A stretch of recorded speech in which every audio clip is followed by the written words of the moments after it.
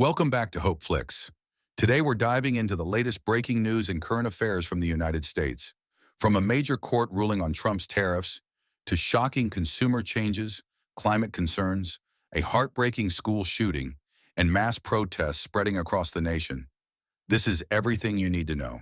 Stay with me till the end, because some of these updates will directly impact the global economy, press freedom, and even daily life. Tariff ruling. One of the biggest stories this week, a U.S. federal appeals court has ruled that most of Donald Trump's sweeping global tariffs are unconstitutional. These tariffs, originally justified under emergency economic powers, have been controversial for years. Businesses argue they raise costs for consumers and spark trade wars, while Trump supporters claim they protect American jobs. Now here's the twist.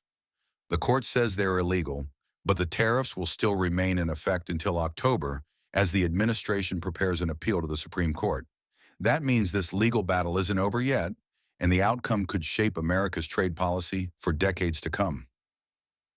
End of duty-free imports. Meanwhile, millions of American consumers are waking up to another reality check, the end of the long-standing de minimis tariff exemption. For years, packages under $800 could be imported duty-free. That policy has just ended, meaning imported goods will now face new costs.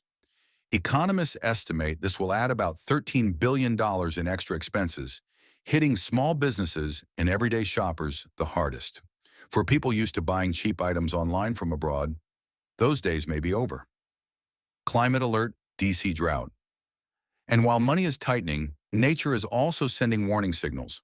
Washington, D.C. has just recorded its driest August in over 150 years, with only 0.2 inches of rainfall. Experts are warning that the city could soon face drought-like conditions, impacting water supplies, agriculture, and even the famous fall foliage season. This isn't just a local problem. It's a reminder that climate change and extreme weather are becoming the new normal across the United States. Union Station and CDC shakeup. Next, political tensions are rising in Washington. The Trump administration has taken control of D.C.'s Union Station, deploying more than 900 National Guard troops as part of what it calls a law enforcement surge. Critics say it's federal overreach, while supporters argue it's about restoring order. At the same time, the Centers for Disease Control and Prevention is facing leadership turmoil, adding another layer of instability to America's already tense public health landscape. These moves are sparking debates about how much control the federal government should really have in local affairs. Visa restrictions and press freedom. Internationally, the U.S. is making headlines for tightening visa rules.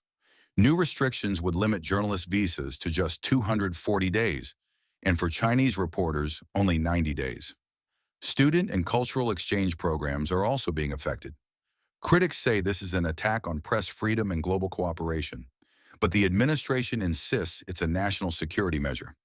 Either way, it sends a strong message to the world about America's new stance on foreign presence and information control. Minneapolis church shooting. And now a tragic story that has shaken the entire nation. On August 27th, during a mass at Annunciation Catholic Church in Minneapolis, a gunman opened fire. 2 children lost their lives and 18 others were injured before the shooter took their own life. The country is once again debating gun control, mental health, and community safety. This heartbreaking event reminds us that behind every statistic are real families, real communities, forever changed. Nationwide protests. Finally, across more than 34 states, thousands have taken to the streets under the movement called Fight the Trump Takeover. These rallies are pushing back against GOP redistricting plans that critics say are designed to lock in political power ahead of the 2026 elections. This wave of civic action shows that democracy in America is still alive and contested, on the streets, in the courts, and at the ballot box. So there you have it.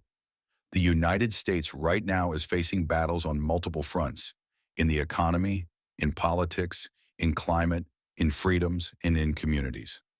These stories remind us that the future of the country is being shaped every single day. What do you think? Should tariffs be struck down or protected?